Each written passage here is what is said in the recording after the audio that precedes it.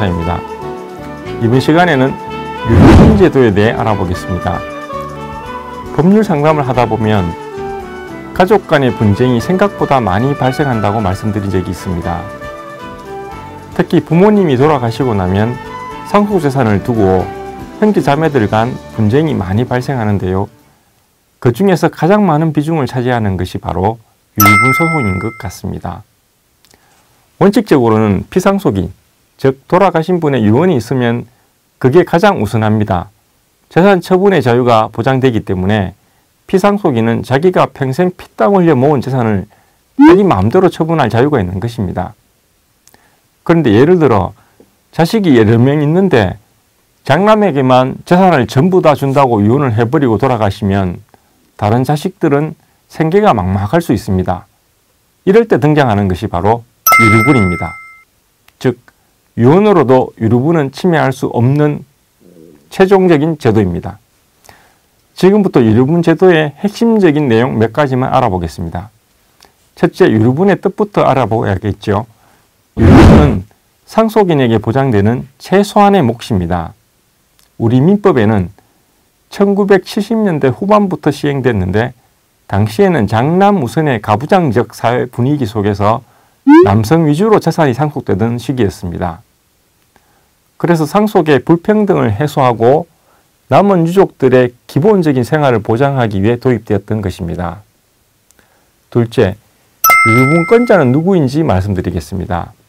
우리 민법에서는 직계비속, 배우자, 직계존속을 유류분권자로 정하고 있습니다.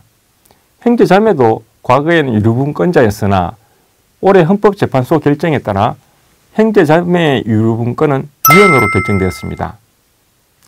셋째, 유류분의 비율은 직계비속과 배우자는 법정상속분의 2분의 1이고 직계존속은 법정상속분의 3분의 1입니다. 넷째, 구체적인 유류분 산정 방법에 대해 알아보겠습니다.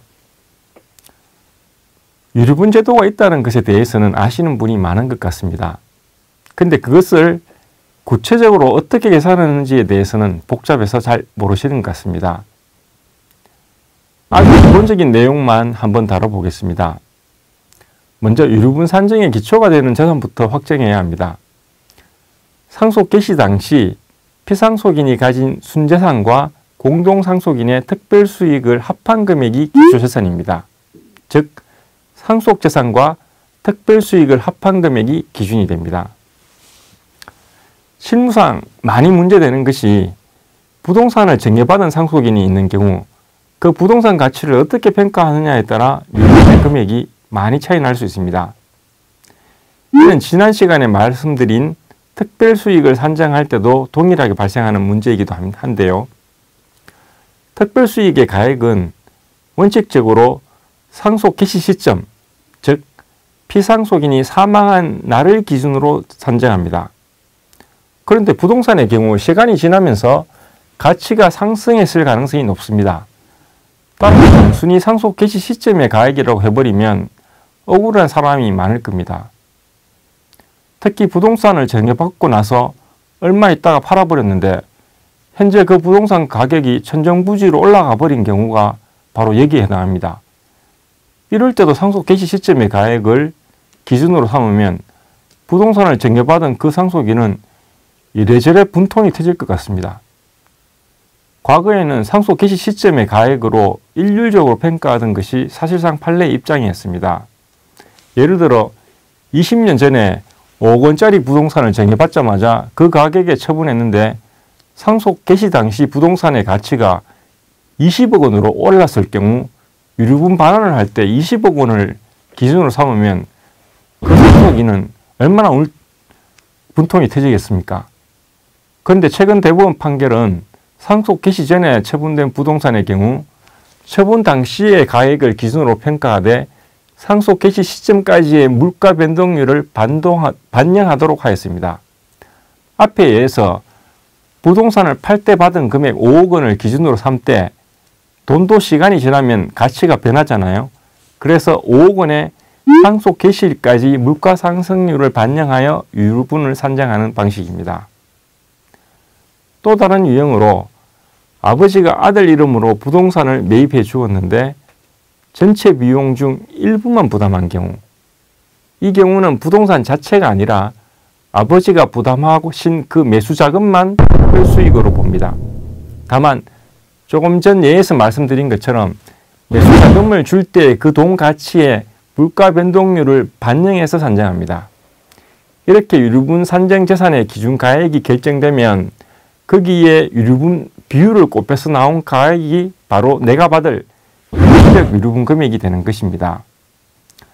본인이 받을 상속액이 법에서 정한 유류분 금액보다도 적은 경우 상속을 많이 받은 사람을 상대로 그 차액만큼 유류분 반환 청구를 할 수 있습니다.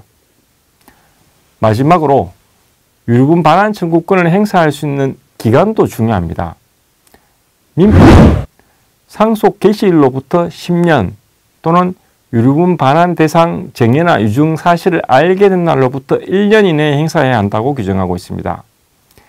이 두 기간 중 어느 하나라도 지나면 유류분 청구가 불가능하므로 기간을 잘 기억해 두셔야 합니다. 상속 개시일 또는 유류분 반환 대상 정예나 유증 사실을 알게 된 날로부터 1년 이내라고 규정되어 있어 피상속인 생전에 이미 동생이나 다른 상속인에게 정예나 사실을 알아버렸다면 돌아가시고 나서는 시간이 많이 지났기 때문에 못하는 것 아니야? 라고 의문을 품는 분도 있을 겁니다. 그런데 여기서 기산점은 상속 개시 시점으로 보는 것이 판례의 입장입니다. 따라서 내가 받을 상속액이 유류분보다도 적을 것 같다는 생각이 들면 사실상 부모님이 돌아가시고 1년 내에 유류분을 청구해야 한다고 생각하시면 될 것 같습니다. 이번 시간에는 유류분 반환 청구 시 고려해야 할 핵심적인 사항들을 말씀드렸습니다. 유류분, 특별수익, 유류분 제도 등을 잘 알아두시어 부모님이 돌아가신 후에도 유족들이 화목하게 잘 지내도록 준비해 두시기 바랍니다. 감사합니다.